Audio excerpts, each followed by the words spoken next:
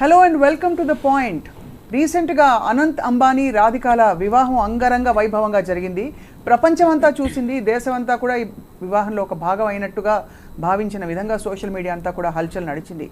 అయితే ఇదే సమయంలో అనంత్ రాధికాల ఫోటోలు కానీ చిన్న చిన్న వీడియోలు కానీ తీసుకుని చాలా దారుణంగా కామెంట్లు పెట్టి ట్రోల్ చేసి చాలా అవాంఛనీయ కామెంట్స్ చేసిన వాళ్ళు, దాంతో సునకానందం పొందిన వాళ్ళు చాలామంది ఉన్నారు. బహుశా చాలామందికి తెలియని విషయం, అనంత్ అంబానీకి చాలా కాలంగా ఒక దీర్ఘకాలిక లంగ్ రిలేటెడ్ వ్యాధి ఉంది. అంటే ఇటువంటి పరిస్థితుల్లో ఒక విషయం మనందరం గుర్తుపెట్టుకోవాలి, ఆరోగ్యానికి మించిన ఆస్తి లేదని. అలాగే ఆరోగ్య పరిస్థితుల వల్ల కూడా ఒక్కొక్కసారి స్థూలకాయం వస్తూ ఉంటుంది. వాళ్ళని ఇన్సెన్సిటివ్గా కామెంట్ చేయడం వల్ల అది మన సంస్కారం, కుసంస్కారం బయటపడుతుందని గ్రహించుకోవాలి.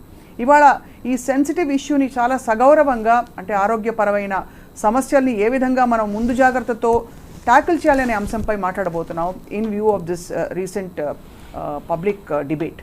సో మనతో పాటు ఇప్పుడు ప్రస్తుతం ఐ డ్రీమ్ స్టూడియోస్లో ఉన్నారు డాక్టర్ విజయ్ భాస్కర్ గారు, ప్రముఖ orthopedician, and Ravi Helios hospital MD garu. నమస్కారం సార్.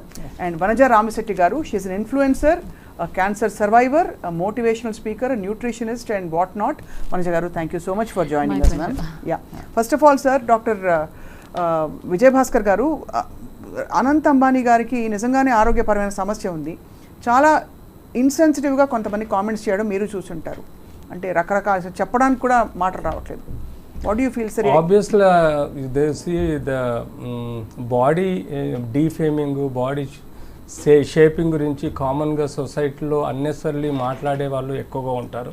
బట్ ప్రాక్టికల్గా మనం ఆ వ్యక్తిలో జరిగిన బాడీ చేంజెస్లో కానీ సిస్టమిక్ చేంజెస్లో కానీ వాటిని పట్టించుకుంటే మనం బాధాకరంగా ఉంటుంది. ఎందుకంటే asthma is a chronic disease, life long, పుట్టినప్పటి నుంచి చనిపోయేంత వరకు ఆ డిజీజ్ ఎక్కడికి పోదు.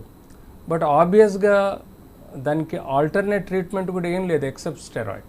దట్ ఈస్ ఇనిషియల్లీ మనం ఇన్హేలింగ్ స్టెరాయిడ్స్ తీసుకుంటాం, కంట్రోల్ కాకపోతే ఓరల్ స్టెరాయిడ్స్ తీసుకుంటాం, సమ్ టైమ్స్ ఎమర్జెన్సీలో ఐవి స్టెరాయిడ్స్ ఇస్తాం. సో దీనివలన మనకు ప్రాక్టికల్గా చూస్తే ఈ స్టెరాయిడ్స్ ఎఫెక్ట్ అన్నది ఒబేసిటీ మీద బాగా ఎఫెక్ట్ పడుతుందండి. So that is the reason even వాళ్ళ పేరెంట్స్ కూడా 2-3 సార్లు చెప్పుకోవడం జరిగింది. To take care of the children, parents ఎంత కేర్ఫుల్గా ఉండాలన్నది తను చెప్పడం కూడా మనం ఎన్నో పత్రికల్లో చూసాం. సో ఆబ్వియస్గా ఒబేసిటీ ఈజ్ ఇన్వేరియబ్లీ అతని తప్పు కాదు. అంటే people think that being a rich is over eaten, over fed అని అనుకుంటారు, కానీ that is not truth. The truth is it increases the hunger because of the steroid infusions.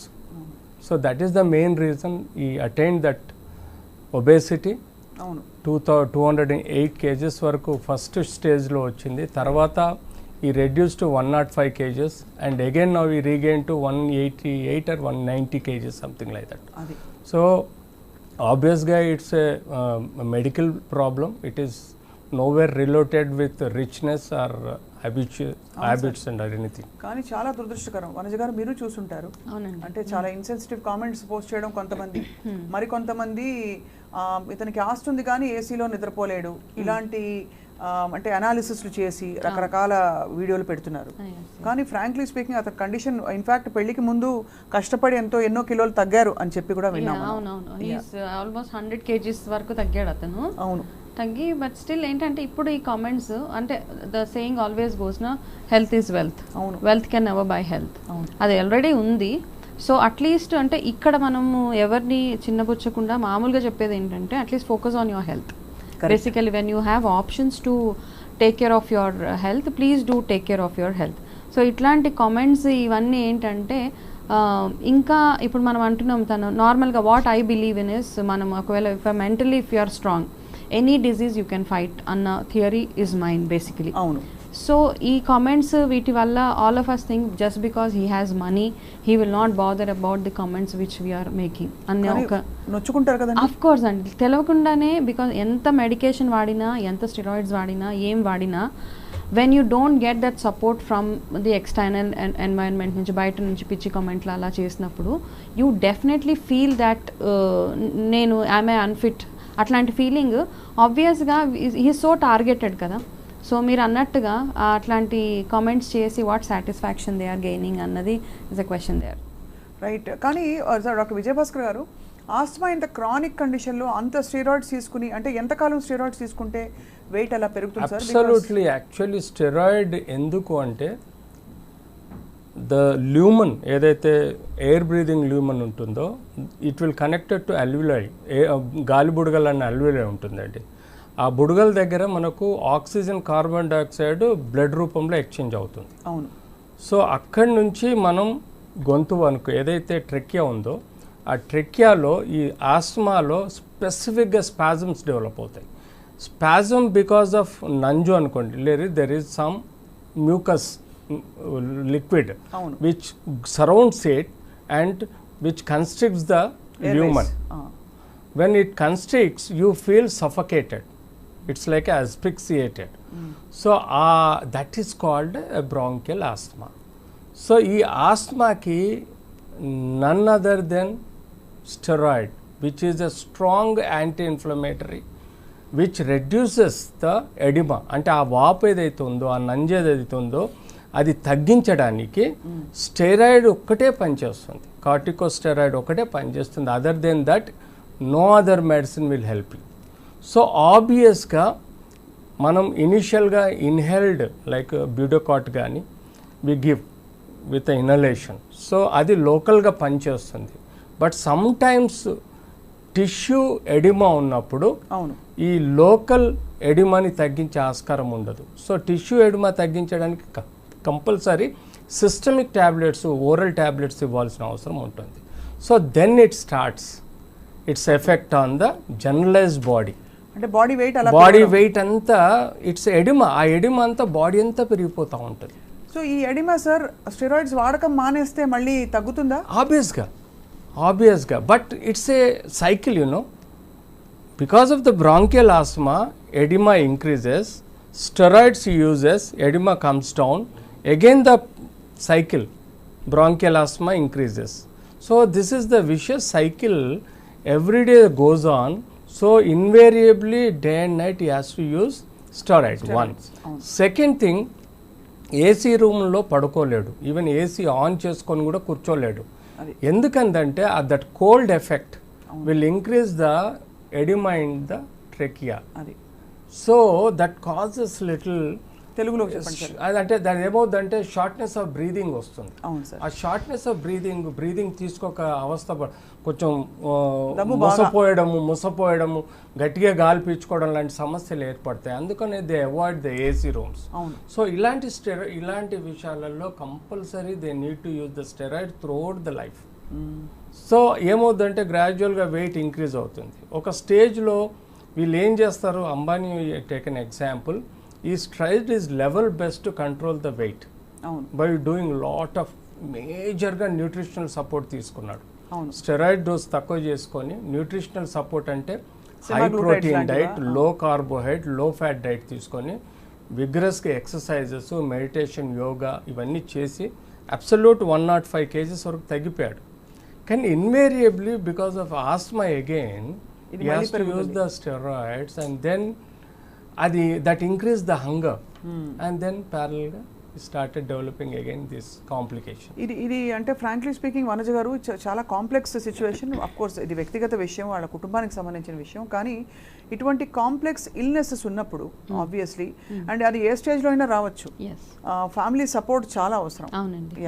అలాగా చుట్టూ ఉండే వాళ్ళు కూడా కామెంట్లు చేయకుండా ఉండడం చాలా అవసరం. మరి ఇటువంటి ఒక క్రానిక్ కండిషన్ పెట్టుకుని how will the road ahead be అనే ఒక ప్రశ్న కూడా చర్చనీయాంశం అవుతుంది. అంటే వాళ్ళ కుటుంబానికి కావచ్చు, కొత్తగా పెళ్లి చేసుకున్న భార్యకి కావచ్చు.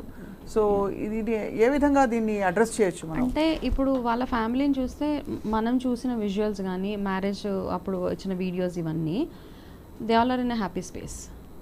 ఓకే, ఎక్కడో ఒక మీడియా ఇంటర్వ్యూలో చెప్పారు, బికాస్ మా అబ్బాయికి ఇలాంటి ప్రాబ్లం ఉంది, కానీ స్టిల్ మాకు వీఆర్ ఏబుల్ టు డూ, అంటే దేవుడి దయ వల్ల వాళ్ళు ఏమేమైతే చేయాలో అవన్నీ వాళ్ళు చేయగలుగుతున్నారు అక్కడ. రెండో పాయింట్ ఏంటంటే ఆ అమ్మాయి కూడా Radhika happily she married him, ఇష్టంగానే చేసుకుంది, అక్కడెక్కడ కష్టం లేదు అక్కడ, బికాస్ తన కూడా well to do family and ఆ అబ్బాయి కండిషన్ తెలుసుకుని చేసుకున్న పెళ్ళి కాబట్టి ఇక్కడ మిగతా జనాలందరూ చాలా ఎగ్జైట్ అయిపోయేసి ఏవేవో పిచ్చి కమెంట్లు రకరకాల ఇష్యూస్ రేజ్ చేసి ఏదో ఇంకా అంటే ఎక్స్ట్రీమ్స్ అనమాట, అంటే దే ఆర్ ఆల్రెడీ ప్రిడిక్టింగ్ అతని ఫ్యూచర్ని ప్రిడిక్ట్ చేసేసేలాగా మనం కామెంట్ చేస్తున్నాం.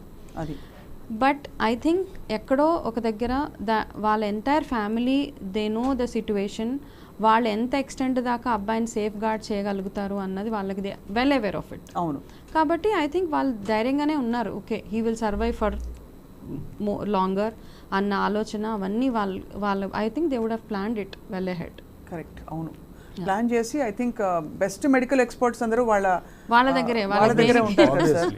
So but because of this obesity also there be lot of complications like diabetes, one of the most prone for it. So diabetes, hypertension and certain cancers and moreover systemic like hepatic changes, లివర్లో ఎక్కువగా fatty changes వస్తూ ఉంటాయి. So ఇది కిడ్నీలో కొంత ketoacidosis లాగా వచ్చే ఆస్కారం ఉంటుంది, ఎందుకంటే is trying to take more protein food. అవును, సో కార్బో తగ్గించి ప్రోటీన్ ఫుడ్ తీసుకుంటే కిడ్నీస్ కూడా డ్యామేజ్ అయ్యే ప్రమాదం. సో మల్టిపుల్ రీజన్స్ ఉంటాయి కాబట్టి obviously they are rich well off కాబట్టి ఆ పారామీటర్స్ అన్ని రెగ్యులర్గా చెక్ చేసుకుంటూ కేర్ తీసుకుంటారు. But anyway obviously there will be, you should be very careful regarding the obesity concern, multiple complications. అదే కొంచెం తెలుగులో చెప్పరా సార్? అంటే మనం ఈ స్థూలకాయంలో మనకు వచ్చే కాంప్లికేషన్స్ బీపీ, షుగర్లు ఉంటాయి కదా, ఇవన్నీ రాకుండా మనం ఈ ఏజ్లో నుంచి తప్పకుండా మేనేజ్ చేయగలిగితే ఫ్యూచర్లో వచ్చే కాంప్లికేషన్స్ని అవాయిడ్ చేయవచ్చు. సార్ మెడికల్ మేనేజ్మెంట్లో ఇప్పుడు ఇతనికి పరిస్థితి చూస్తే కూడా ముందు మరి ఎలాంటి ఆప్షన్స్ ఉంటాయి అదర్ దెన్ ఆప్షన్స్ అంటే లో స్టెరాయిడ్ ఆస్మా ట్రీట్మెంట్ అండి ఒకటి. రెండవది సర్కమ్స్టెన్సెస్ని అనుకూలంగా చూసుకోవాలి. Certain weathers is not suitable for it. And the nutrition చాలా కేర్ఫుల్గా తీసుకోవాలి. ప్లస్ యోగా, మెడిటేషన్, ప్రాణాయామం లాంటివి కానీ చాలా ఇంపార్టెంట్. ప్రాణాయామం చేయొచ్చా sir? Yeah it increases the capacity of the lungs. And not only that what ever spasms ఉంటాయి ఆ స్పాజమ్స్ కూడా రిలీజ్ అవుతాయి. ఇప్పుడు రియాక్టివ్ ఎయిర్వేస్ కాబట్టి ఈ ఎయిర్వేస్ కి రియాక్టివిటీ తగ్గాలంటే ఏం చేయొచ్చు? స్టెరాయిడ్స్ కాకుండా ఏం చేయలేం. There is no only the pranayama one of the best exercise where it relieves the spasm. ఏదైతే ఎడిమా కానీ లేకపోతే మనం తెలుగులో నంజు అనుకుంటాం, ఆ నంజు లాంటిది ఏదైనా అక్యుములేట్ అయితే ట్రేకియాలో కానీ ఎక్కడైనా ఈ ప్రాణాయామం అన్నది ఎగ్జేల్ అవుతుంది. ప్రాణాయామం అన్నది అది తోసిపడేస్తుంది అనమాట. అప్పుడు there is the one chance of reducing the steroid కూడా, స్టెరాయిడ్ తగ్గించే ఆస్కారం కూడా ఉంటుంది. ప్రాణాయామం, యోగా, మెడిటేషన్ లాంటివి కూడా definitely it will helping for the treatment point of. ఇవన్నీ ఆస్మా అనేవి జెనెటిక్గా సంక్రమిస్తాయి sir? There is genetic hereditary ఉంది. హెరిడిటరీ సో ఇప్పుడు మళ్ళీ అంటే ఫర్దర్ నెక్స్ట్ జనరేషన్ కూడా ముందు నుంచి జాగ్రత్తగా ఉంచుకోవాల్సిన అవసరం ఉంటుంది. పాసిబిలిటీ 100% జెనెటిక్గా ఉంటుంది, హెరిడిటరీ వచ్చే ఛాన్స్ ఉంటుంది. సో జీన్స్లో compulsory it will continue. Apart from the hereditary కూడా డెఫినెట్లీ ఇట్ విల్ కంటిన్యూ. అవును. వనజ గారు, ఓవరాల్గా అసలు ఆరోగ్యం చాలా ఇంపార్టెంట్ అని ఇలాంటి సందర్భాలు వచ్చినప్పుడు మరోసారి మనం గుర్తు చేసుకుంటూ ఉంటాం. సో అసలు అంటే ఓవరాల్ హెల్త్కి లేదు ఇలా లైఫ్ ప్లాన్ చేసుకుంటున్నప్పుడు ముఖ్యంగా తీసుకోవాల్సిన జాగ్రత్తలు ఏంటండి?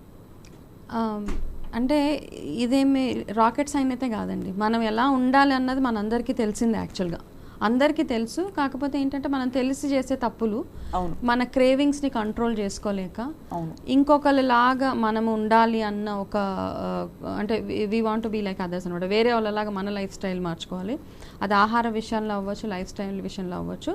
అయితే when we only focus on food మీద ఫోకస్ చేస్తే ఎవరో ఏదో ఎక్కడో ఏదో ఫ్యాన్సీ ఫుడ్ తిన్నారు, కాకపోతే మేము కూడా అదే లాంటి ఫుడ్ తినాలి అని అంటే ఇప్పుడు వీళ్ళని పక్కన పెట్టేస్తే, బికాస్ వాళ్ళకి అన్నీ ఉన్నాయి, వాళ్ళు ఏం కావాలంటే అది చేసుకునేంత స్తోమత, ఫెసిలిటీస్ అన్నీ ఉన్నాయి. కాబట్టి వాళ్ళని అనవసరంగా వాళ్ళని టార్గెట్ చేసి మాట్లాడడం అందరూ పక్కన పెట్టేస్తే మన గురించి మనం ఆలోచించుకుంటున్నప్పుడు ఏమవుతుందంటే ఇప్పుడు వేరే వాళ్ళని చూసి మన ఇంట్లో ఉన్నవే తినాలి.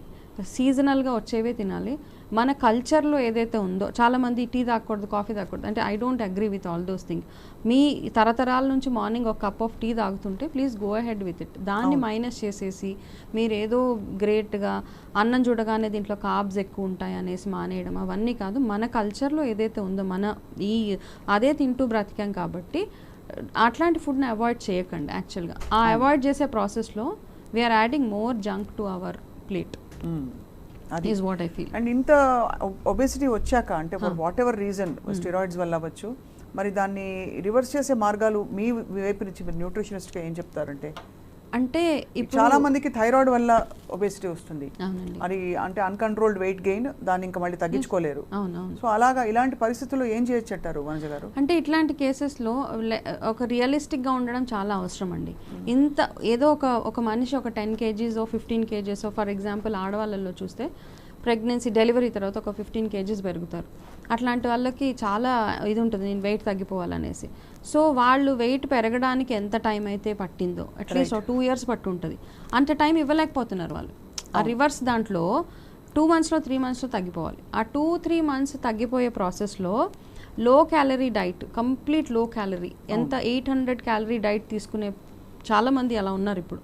800 calorie తినే ప్రాసెస్లో వాళ్ళకి కిడ్నీ రిలేటెడ్ ప్రాబ్లమ్స్ కానివ్వండి, రకరకాల హార్మోనల్ ఇంబ్యాలెన్సెస్ అవి అవుతున్నాయి. సో ఇంత వెయిట్ ఉన్నప్పుడు రియలిస్టిక్గా ఉండడం, అయితే ఈ కేసులో అదర్ దెన్ లైపోసెక్షన్సో లేకపోతే ఇంకొక సర్జరీస్ తప్పించి మామూలుగా వెయిట్ తగ్గడం అనేది ఇట్ ఈస్ ఇంపాసిబుల్. ఒక 50 to 100 kgs which is already అతను ఆల్రెడీ చేశారు, అక్కడ వరకు I think it is realistic.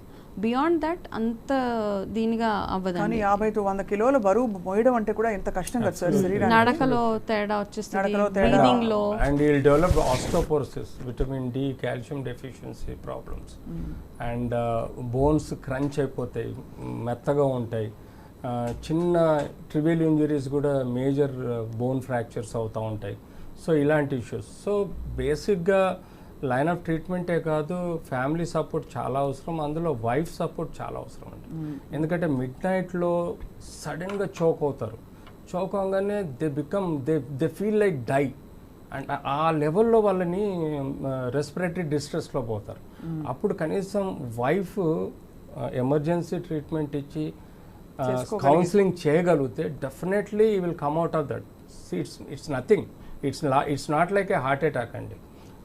It is a temporary spasm causes to choke you, but కొంత సేపట్లో within the time లో if you take a little inhalation with a steroid or something like that, immediately spasm తగ్గిపోద్ది. But ఆ spasm బాధ తట్టుకోలేక సైకలాజికల్గా చాలా డిప్రెషన్లో పోయి sometimes you feel like to die. ఆ లెవెల్ నుంచి బయట తీసుకురావాలంటే ఓ companionship is the most important. అదే పక్క నుండి ఇట్స్ ఓకే నేను ఉన్నానని చూసుకునే వాళ్ళు చాలా అవసరం. ఫ్యామిలీ సపోర్ట్, ఐ మీన్ అది లేనిది అసలు ట్రీట్మెంట్ కూడా పనిచేయదు. So it is most important. So ఇవన్నీ అయితే ఆబ్వియస్లీ ఆయన భార్యగా అన్ని చెప్పుంటారు, బ్రీఫ్ చేస్తుంటారు, డాక్టర్స్ కూడా చెప్పిస్తారు మొత్తం అంతా కూడా. Together friends since many years. అవును, that is true. So she is aware of it. అవును, తనకు తెలుసు, అన్ని విషయాలు తెలుసు కాబట్టి నేర్చుకొని కూడా ఉంటుంటుంది. నాకేమనిపిస్తుంది అంటే ఇట్లా మ్యారేజ్ ఒక రిలేషన్షిప్లో వెళ్ళినప్పుడు మనకు ఒక హోప్ వస్తుంది, వాళ్ళ కోసం నేను హెల్తీగా ఉండాలి, యాక్టివ్గా ఉండాలి అన్న హోప్, దాంతో కూడా మనకి హాఫ్ హీలింగ్ అయిపోతుంది ఫస్ట్ థింగ్. కాబట్టి I think that is one of the reason తను హ్యాపీగా మ్యారేజ్ చేసుకున్నాడు. We should wish him long life, all of us. Oh absolutely, అందరూ ఆయనకి మంచి జరగాలి, ఆయన దీర్ఘకాలం ఉన్న పరిధిలో ఆరోగ్యంగా ఉండాలని కోరుకోవాలి సార్.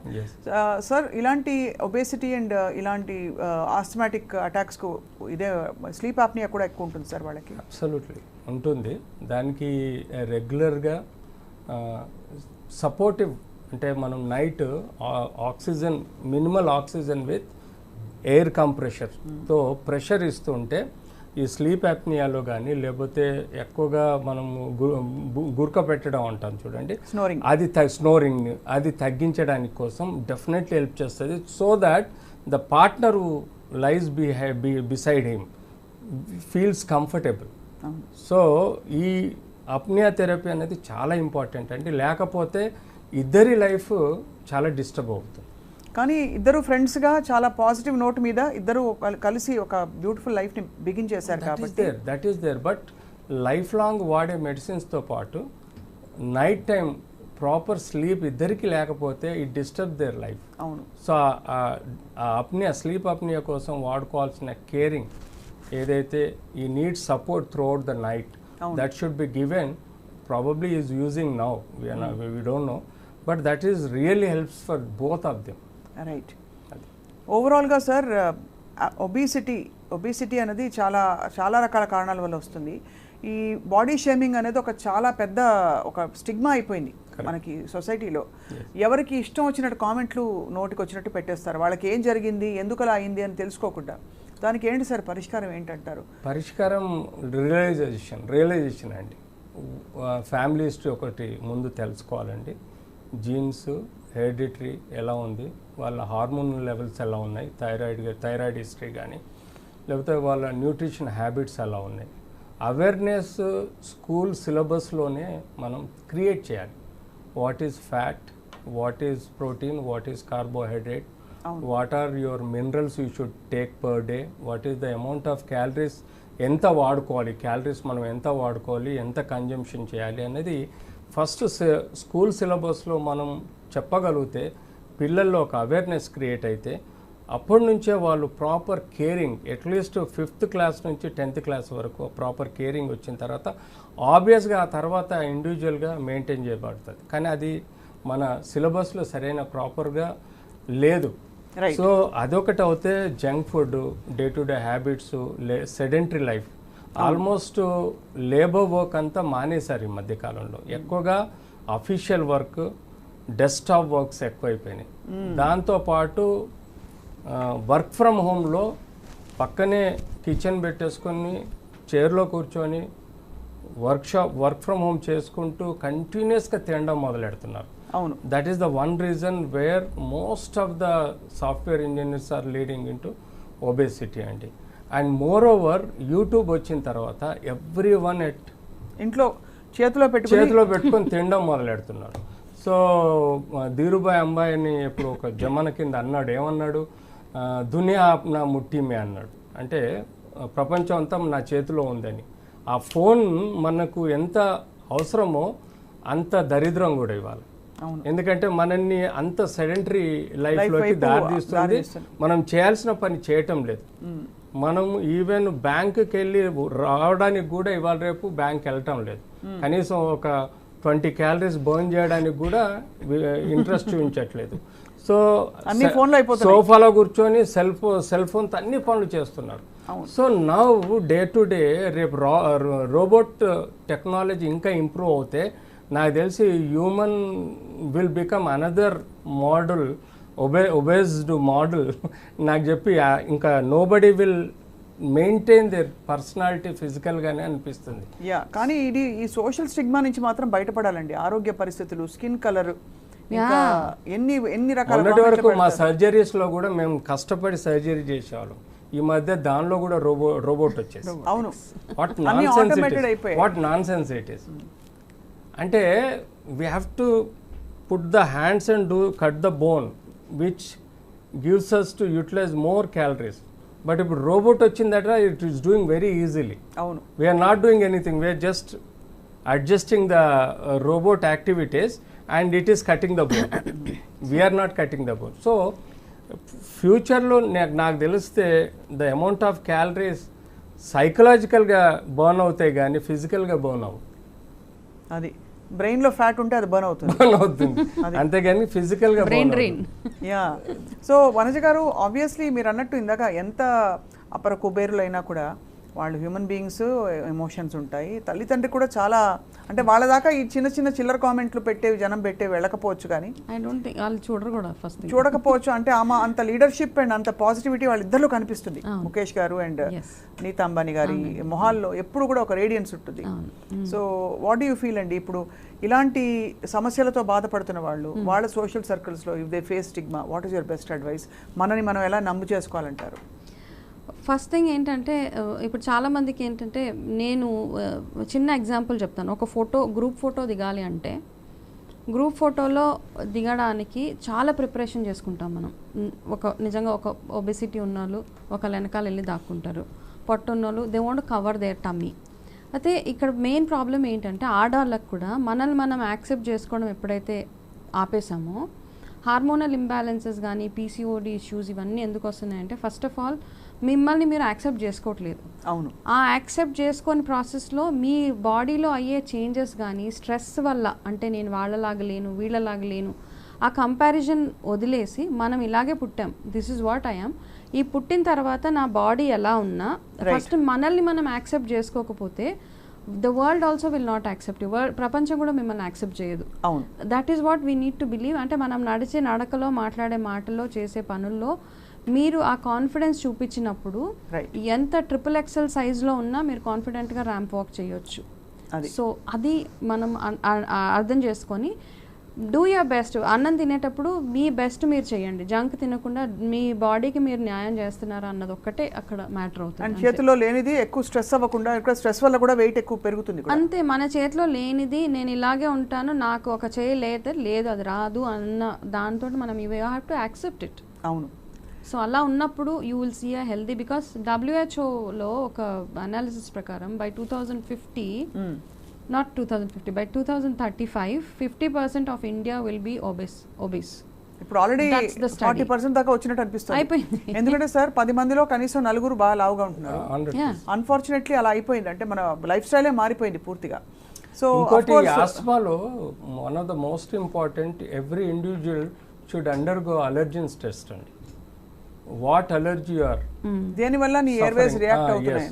సో అలర్జెన్స్ తోటి కూడా ఈ bronchial asthma is most common. ఇప్పుడు ఉందండి ఆ టెస్ట్ ఇక్కడ ఇండియాలో. I think I mean most of the ఇప్పుడు బాగా dust immunology. So immunological system derail అవటం వల్లనే ఈ అలర్జెన్స్ తోటి ఈ గెట్స్ బ్రాంకియల్ ఆస్మా. సో ఇది హెరిడిటరీ అంటే మరి తల్లిదండ్రుల నుంచి it's one of the cause. Hereditary one of the cause genes, hereditary, and then అక్వైర్డ్లో డ్రగ్స్తో వస్తాయి, కొన్ని వెదర్తో వస్తుంటుంది, పొల్యూటెంట్స్ తోటి వస్తుంది. అందులో వన్ ఆఫ్ ద కారణం ఈజ్ అలర్జెన్స్ అండి. సో ఇవన్నీ మనసులో పెట్టుకొని yearly at least if you are prevalent for this disease మీరు ఏం చేసుకోవాలంటే ఒకసారి అలర్జెన్స్ టెస్ట్ చేసుకుంటే బాడీకి దాదాపుగా 400 to 500 ఐటమ్స్ మనం అలర్జెన్ టెస్ట్ చేసుకొని దాని నుంచి మనం కేర్ఫుల్గా ఉంటే ఈ బ్రాంకియల్ ఆస్మాని కొంతవరకు కంట్రోల్ చేయొచ్చు, లేకపోతే రాకుండా కూడా చేయొచ్చు. Right.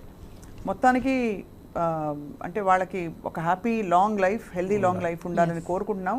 At the same time ఇన్సెన్సిటివ్గా కామెంట్లు పెట్టి తెలిసి తెలియకుండా నోటికి వచ్చినట్టు మాట్లాడేవాళ్ళు, కామెంట్ చేసే వాళ్ళకి మాత్రం తప్పకుండా కొంత మేల్కొల్పు జరగాలి. ఇది ఏదో ట్రోలింగ్ చేశారని చెప్పి కేసులు పెట్టి సాల్వ్ అయ్యే ఈ కుసంస్కారం సాల్వ్ అవ్వదు.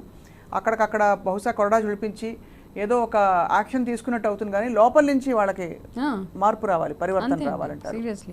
అంటే డోంట్ జడ్జ్ ఎనీబడి. అది ఆ ప్రాబ్లం మీ ఇంట్లో వాళ్ళకే రావచ్చు రేపు పొద్దున. అప్పుడు ఎట్లా డీల్ చేస్తారన్నది prepare yourself for the worst. అలాంటి సిచ్యువేషన్ నా ఇంట్లోనే వస్తే నేను ఏం చేస్తాను, ఏం చేస్తే ఇందులోంచి బయటపడతాను అన్న ఒక ఇప్పుడు, ఎందుకంటే ఇప్పుడున్న హెల్త్ కండిషన్స్ని చూస్తే ఏదైనా ఎవరికైనా రావచ్చు. ఇందాక డాక్టర్ గారు చెప్పారు ఆల్ హెయిల్ అండ్ హెల్దీ, ఆయనకి లంగ్ క్యాన్సర్ వచ్చిందని. అది సో ఎవరికైనా ఏదైనా రావచ్చు. బట్ చాలా ఇన్ఫర్మేటివ్గా చెప్పారు సార్. మొత్తానికి అయితే పరిష్కారం లేదంటారు, దీర్ఘకాలిక ఓన్లీ మేనేజ్మెంట్ ఒకటే ఉంటుందంటారు ఇలాంటి కండిషన్స్కి, క్రానిక్ కండిషన్స్. ఆబ్వియస్గా any disease once it is confirm treating is prevention. అంటే ఆబ్వియస్గా చిల్డ్రన్స్లో యూజువల్గా కోల్డ్ ఐటమ్స్, ఐస్ క్రీమ్స్, ఈ చాక్లెట్స్, కోల్డ్ ఐటమ్స్ ఏవైతే ఎక్కువగా తీసుకుంటే కూడా invariably it will provoke it. అవును, there is no doubt. That way you can prevent it. So చలికాలంలో ఇలాంటి వాళ్ళు ఎక్కువ చలికాలంలో చలిలో కానీ ఎక్కువ తిరగకుండా వీలైనంత వరకు మంచి బ్లాంకెట్స్ కానీ ఏమైనా తీసుకొని కేర్ఫుల్గా ఉండడం, చలికి ఎక్స్పోజ్ కాకుండా చూసుకోవడం, అలర్జిక్ ఐటమ్స్కి దూరంగా ఉండడం. ఈవెన్ కొంతమందికి టమాటో కూడా పడదండి, ఆ టమాటో కూడా అలర్జీగా తయారైపోయి వాళ్ళకి ఎడిమా డెవలప్ అవుతుంది. So example like that there so many allergens. So అవన్నీ రూల్ అవుట్ చేసుకోవడం, వాటి నుంచి దూరంగా ఉండడం, కేర్ఫుల్గా ఉండడం, పల్మనాలజిస్ట్ కానీ ఫిజిషియన్తో